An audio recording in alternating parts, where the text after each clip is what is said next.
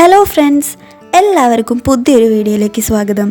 അപ്പോൾ ഇന്നത്തെ വീഡിയോ വന്നിട്ട് വളരെ ഈസി ആയിട്ടും ടേസ്റ്റി ആയിട്ടും ഒരു തുള്ളി പോലും ഓയിൽ ഉപയോഗിക്കാതെ എങ്ങനെ ഒരു ചിക്കൻ ഫ്രൈ തയ്യാറാക്കാമെന്നാണ് വീഡിയോ. ചിക്കൻ ഫ്രൈയുടെ ടെക്സ്ചർ കാണുമ്പോൾ തന്നെ നിങ്ങൾക്ക് മനസ്സിലാവുണ്ടാവുമല്ലോ എത്ര ടേസ്റ്റി ആയിരിക്കുന്നത്. അപ്പോൾ നമുക്ക് ഒട്ടും വൈകാതെ തന്നെ എങ്ങനെയാണ് തയ്യാറാക്കുന്നതെന്ന് കണ്ടു നോക്കിയാലോ.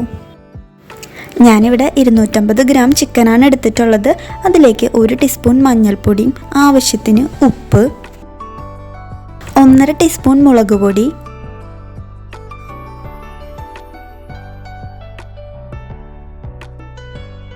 1 സ്പൂൺ ജിഞ്ചർ ഗാർലിക് പേസ്റ്റ്,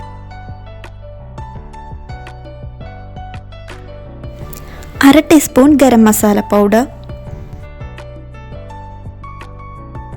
പിന്നെ നമ്മുടെ ലാസ്റ്റ് ആൻഡ് ഫൈനൽ ഇൻഗ്രീഡിയൻ്റ് ആയിട്ടുള്ള നല്ല കട്ടിയുള്ള 1 സ്പൂൺ തേങ്ങാപ്പാൽ. ഇത്രയും ചേർത്ത് നമുക്ക് നല്ലതുപോലെ യോജിപ്പിച്ചെടുക്കാം. നല്ലതുപോലെ മിക്സ് ചെയ്യും തോറും ചിക്കനിലേക്ക് നല്ല മസാലകളൊക്കെ ഇറങ്ങി ചെല്ലും. ഇനി ഇത് നമുക്ക് കുറച്ച് നേരം മസാല പിടിക്കാനായിട്ട് മാറ്റി വയ്ക്കാം. ഇനി നമുക്ക് ചിക്കൻ വറുത്തെടുക്കാനുള്ള കാര്യങ്ങൾ നോക്കാം. അപ്പോൾ ഓയിൽ ഉപയോഗിക്കാതെയാണ് ചിക്കൻ വറക്കുന്നതെന്ന് പറഞ്ഞല്ലോ. അപ്പോൾ നമ്മൾ ഇത്തവണ ചിക്കൻ വറക്കുന്നത് നാളികേരപ്പാലിലാണ്. അപ്പോൾ അതുകൊണ്ട് തന്നെ ഒരു നോൺ സ്റ്റിക്ക് പാനിൽ വറക്കാൻ ശ്രദ്ധിക്കുക. മറ്റു പാത്രങ്ങളൊക്കെ ആകുമ്പോൾ അടിയിൽ പിടിക്കാനുള്ള ചാൻസ് ഉണ്ട്. മസാല തേച്ച് മാറ്റി വെച്ചിട്ടുള്ള നമ്മുടെ ചിക്കൻ ഈ നോൺ സ്റ്റിക്ക് പാനിലേക്ക് നമുക്ക് വെച്ച് കൊടുക്കാം.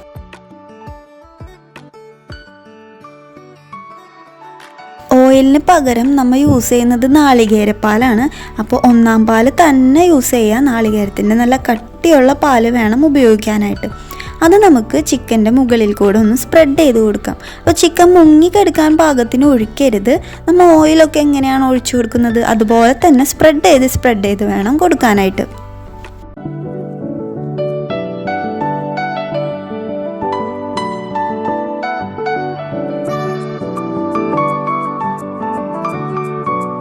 ഇപ്പം നമ്മൾ ഒഴിച്ചു കൊടുത്ത ഈ നാളികേരപ്പാൽ നല്ലതുപോലെ ചിക്കനിലൊന്ന് പിടിക്കുന്നത് വരെ ഇനി നെക്സ്റ്റ് ട്രിപ്പ് ഒഴിക്കാൻ പാടില്ല. അപ്പം അതുവരെ ഒന്ന് ജസ്റ്റ് സ്ലോ ഫയറിൽ ഇട്ടുങ്ങായിട്ട് ചിക്കനൊന്ന് നല്ലപോലെ ഒന്ന് കുക്ക് ചെയ്തെടുക്കാം.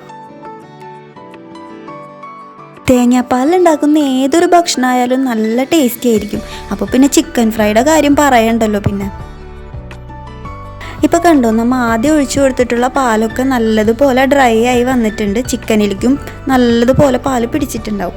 ഇനി നമുക്ക് നെക്സ്റ്റ് ട്രിപ്പ് സ്പ്രെഡ് ചെയ്ത് കൊടുക്കാം. അപ്പോൾ ആദ്യം ചെയ്തതുപോലെ തന്നെ കുറച്ചീശെ ചിക്കൻ്റെ സൈഡിലൊക്കെ ആയിട്ട് കുറച്ചീശെ സ്പ്രെഡ് ചെയ്ത് കൊടുക്കുക. ഇതുപോലെ ഓരോ പ്രാവശ്യവും ഒഴിച്ചു കൊടുക്കുക. എന്നിട്ട് അത് ഒന്ന് വലിഞ്ഞ് വരുമ്പോൾ അടുത്തത് ഒഴിച്ചു കൊടുക്കാം. ഇങ്ങനെ വേണം ഇത് ഫ്രൈ ചെയ്തെടുക്കാനായിട്ട്. വളരെ സ്ലോയിൽ കുക്ക് ചെയ്യണോണ്ട് തന്നെ ചിക്കന് ഒരു പ്രത്യേക ടേസ്റ്റ് ആയിരിക്കും ഉണ്ടായിരിക്കും. നമ്മൾ ഒഴിച്ചു കൊടുത്ത ഈ നാളികേരപ്പാൽ നല്ലതുപോലെ വരണ്ട് വരും തോറും അതിൽ നിന്നൊരു ഓയിൽ കണ്ടൻറ്റ് വരുന്നുണ്ട്. ആ ഓയിൽ കണ്ടൻറ്റിലാണ് ഈ ചിക്കൻ നല്ലതുപോലെ ഫ്രൈ ആയി കിട്ടുന്നത്.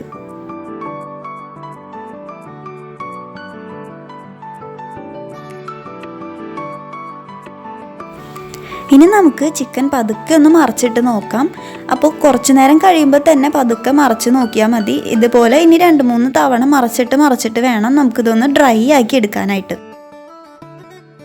ഉരുക്ക് വെളിച്ചെണ്ണ എന്നൊക്കെ കേട്ടിട്ടില്ലേ? അപ്പോൾ ഈ ഉരുക്ക് വെളിച്ചെണ്ണയിൽ ഉണ്ടാക്കിയെടുക്കുന്ന അതേ ഒരു ടേസ്റ്റ് ആയിരിക്കും ഈ ചിക്കൻ ഫ്രൈക്കും ഉണ്ടായിരിക്കുക. ചിക്കൻ മറിച്ചിടുമ്പോൾ